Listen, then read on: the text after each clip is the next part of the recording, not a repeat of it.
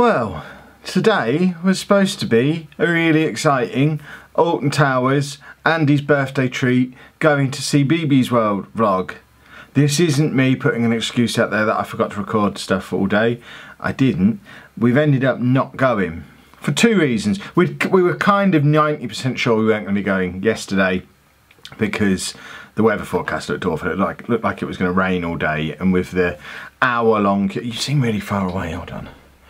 And with the hour-long queues that they have at CBeebies World, or whatever it's called, the CBeebies Land Park area in Alton Towers, you're queuing for like half an hour to an hour for each ride.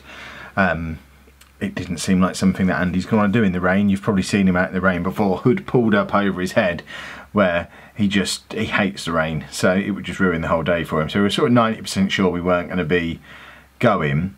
But then it turns out all the kids are ill as well. So it's just as well we kind of decided that we weren't going. Amy had been ill over the weekend, which is what the girls haven't really been here very much over the last week or so, because usually when they're ill they tend to stay with their mum, because Andy ill is not good fun. So we try and sort of shield him from being ill. Plus, you know what kids are like when they're ill, they want to be near their mum, don't they? So it kind of works for everybody that when they're ill they get to go and have time with their mum and also shield Andy from illness as much as we can, because he just can't cope with it. He doesn't know what to do with himself. So Amy was ill over the weekend, but they were supposed to be coming back to us this morning. They only really went back to their mums last night because I was off at the football doing the thing that I did, which we'll get to, don't you worry. But got a text from Lucy this morning. She'd been throwing up. She didn't feel very well at all. Amy was still feeling a little bit under the weather, and Andy's just not with it today. He's just really spaced out and just not very well. He slept most of the day. He's just miserable.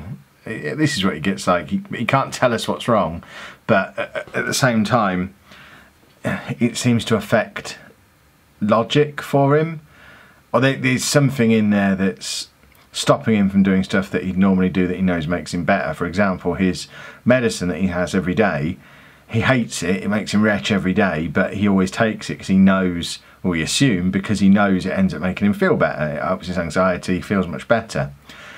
If he has a slight headache, he'll tell us he's got a headache and he'll take some Calpol because he knows it makes him feel better. But when he feels really rough, when he's really ill, he just refuses all medicine. So he's not had his Prozac today, which isn't a big deal. He's missed days before, and it kind of builds up over time, wears off over time. So that's not a big deal. He should have that again tomorrow, but he's been really rough all day and he's just refusing to take any Calpol or anything to make him feel better. So it's like, imagine the worst day of a cold and you couldn't have any kind of medicine, and that's how he's been feeling all day. So he's just kind of been in bed all day.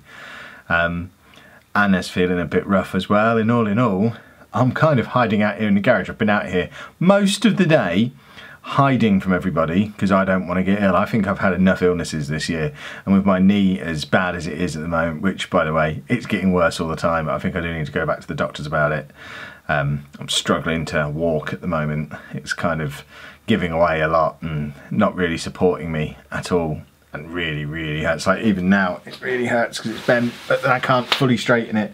I can only get it sort of that far. It just won't straighten fully at all, so I need to go to the doctors about that. That's a bit of a problem. But in the end, it's just been a bit of a washout of a day, which is why I've not recorded any of it, because it's basically been everyone else feeling ill and me just hiding in here. So it's not been much of a day for doing a really exciting vlog. Tomorrow might be better. It might be more of the same. Friday, Saturday, Sunday though, we'll be fine because we've got the trip to Hull, and that's what I wanted to talk to you about today. I want you to tell me what to do in Hull. I've never been to Hull before. Someone's mentioned a place called The Deep, which I think is like a sea life centre place, which looks interesting. We like fish. I'm going to have a look at some fish. But we're there for 2 days, and assuming I can walk around, and I've gone and bought myself a knee support today just to force myself to walk around for the 3 days that we're there.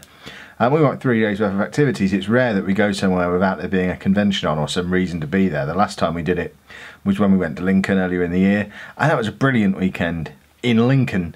And everyone said, "What are you going to Lincoln for?" And we've had a little bit of that. Well, what are you going to Hull for?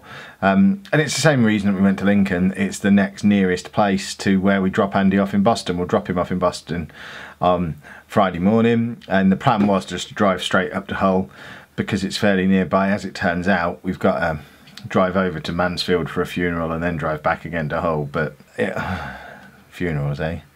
But we'll still hit Hull later on in the day. We don't want it to. These weekends are so valuable to us to have a little bit of a break from everything, that we felt it was important, despite the fact that we didn't want the funeral to sort of take over the whole weekend. So we'll go and do the funeral stuff, but still head back to the hotel we've already got booked in Hull for Friday night, and then have a good weekend, or have a good Saturday, because then we've got to pick Andy up again Sunday morning. So what can we do on the Saturday? We'll go to the Deep. We are looking for somewhere nice to eat. I like the idea of barbecue food. It looks like there's a couple of good barbecue places in Hull. I need to know which is better. And is there anything else we need to go and check out? You lot are usually good for pointing us in the right direction.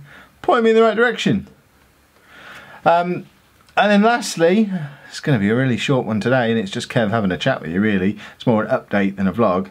But lastly, I just wanted to say a massive, massive thank you for the amazing feedback I've had on the video from the Matchday Announcer thing. Not just the response to the video itself, the amount of people who off their own back have contacted the football club and told them to give me the job, and the likes and the comments on the video, and the Twitter has been, I haven't been able to keep up with Twitter all day today, so if you're one of the people who's tweeted at me and I've ignored you, I wasn't ignoring you. It's a sea of stuff every time I turn it on. So if we have a look now, I'll just turn Twitter on and it's just loading up, and we have, I mean, I've got to scroll through all the notifications, and there are multiple things, and there's just no way to keep up with it. That video, I released it this morning, and it's already had more views, more likes, more comments than a normal Football Manager video would have on the main channel.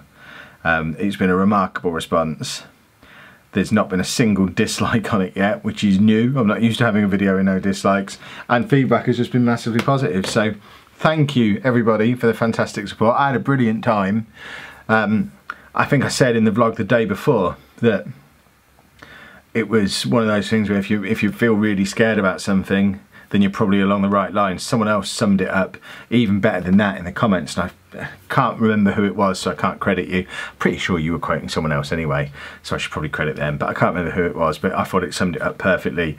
Life begins at the edge of your comfort zone, or the end of your comfort zone, or something along those lines. I was absolutely terrified turning up at the football ground yesterday. You could see it in the video when I was editing it together. I looked really pale and shaky, and my voice wasn't the way my voice normally is, and it was all getting very repetitive along the lines of me trying to psych myself up by talking into the camera to you lot. But by kickoff, really, I was having a good time. By half time, I was absolutely loving it, and yeah, I would really, really like to have that job as a full-time thing. I don't know if I'll get it. I've been told I'll find out within the next week or so. I hope I get it. If not, I had a fantastic experience. I have my access all areas pass that I'm going to have framed and put on the wall in here. I think we put together a good video off the back of it, and it was a great day. It was really cool, and made even better by the fantastic response from you lot, so thank you. That was really, really, really cool. I now need to get back on with some very important hiding from the sick people in here. So I've got Football Manager on this screen, I've got my Xbox on the TV behind me, I've got Sky Sports News on this screen. So I'm pretty much set and don't really need to surface until we have to leave to go to Boston on Friday morning. So tomorrow's video might be me still sat in here, beard a little bit longer, looking a bit dishevelled, still wearing the same clothes, but still not daring to go into the house of illness. Or everyone might be better, we might go out and play, who knows. Thanks for watching.